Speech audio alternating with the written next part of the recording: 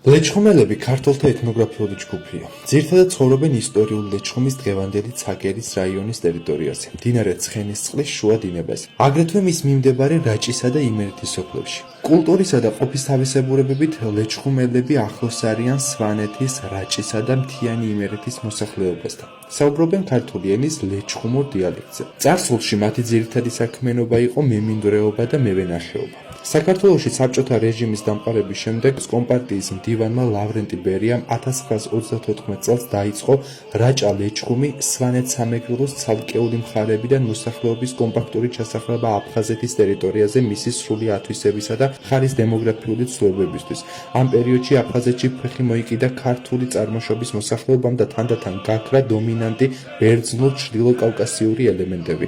აფხაზეთის ომში ბევრი ლეჩხუმელი იბრძოდა. გუმისთის ფრონტზე გამაგრებული ბატალიონებიდან ყველაზე ცნობილი და ანგარიშგასაწევი პირველი ბატალიონის უმრავლესობას ლეჩხუმელები შეადგენდნენ.